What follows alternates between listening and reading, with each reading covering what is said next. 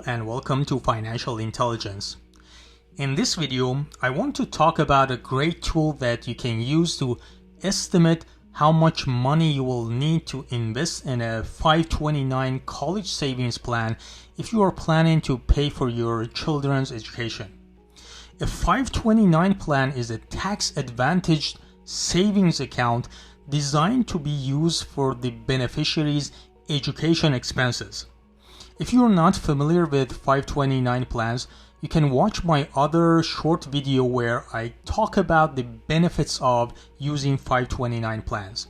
If you have children and plan to pay for their college, I definitely recommend taking advantage of 529 savings accounts.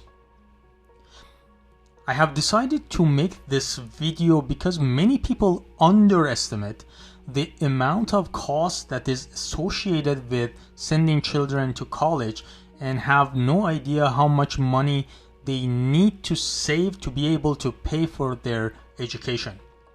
The simplest 529 savings calculator that I could find online was provided by Vanguard. Obviously, they also offer 529 saving plans, and this is part of their package to attract people to open an account with them. However, you can just use the tool even if you prefer to open your account somewhere else. If you like the type of content that I provide on this channel, subscribe to the channel and give this video a thumbs up and hit the notification bell so that you don't miss any of my future videos. I'm going to share the link to this tool in the description box below so that you can access it later. Once you go to their website, you're going to see two columns. One on the left, which contains the information that you'll need to provide, and one on the right, which contains the results of their estimations and calculations. Let's start from the top left. Here you can enter the name of the child, followed by the current age and the age at which you are expecting your child to go to college. You'll also need to enter the duration of the time that your child is going to be in college. You're also asked to enter the current annual college costs, in other words, the tuition amount. This field is pre-populated with an average value, but if you are planning to send your child to a certain college, you can select the college from the drop-down menu and it'll automatically populate this field with the tuition amount for that particular college. Moving down the left column, you will also need to enter the amount of money you plan to contribute to your 529 account, which is by default $100 per month. You can play around with this number and the results on the right hand side are going to reflect the changes. For now, let's keep it as is. Another entry is the current savings balance, which is the amount of money you have already saved for your kids' college expenses. Let's assume that you are just getting started and you have not saved any money so far, so I'm going to keep this as 0. The next entry is the expected average rate of return, which shows how fast you expect your investments in your 529 account to grow per year. The default estimate is 6%, which is a good conservative estimate, and I'll keep it as is. The next one is a sliding bar that shows what percentage of the total tuition you are planning to cover for your kid. The default value is 50%, basically showing that you expect your investments in the 529 plan to pay for only half the costs and the rest is going to come from somewhere else. However, if you're planning to pay for 100% of the college expenses using the 529 plan, you will need to change this number.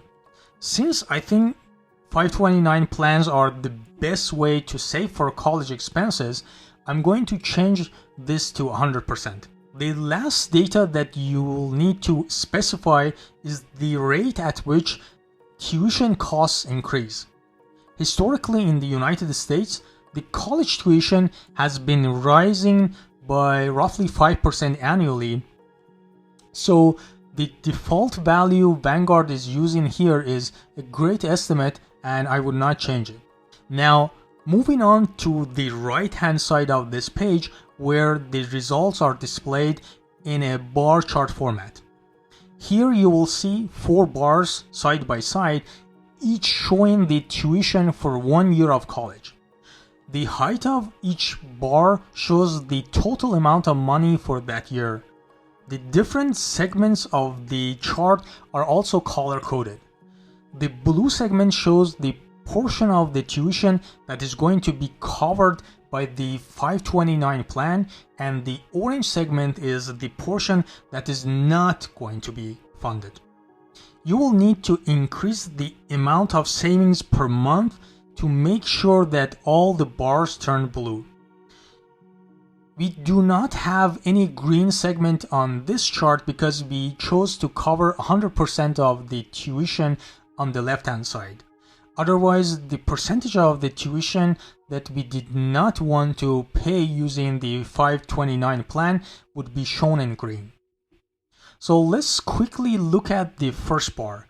It shows the tuition for the first year of college, which is going to be in 2038.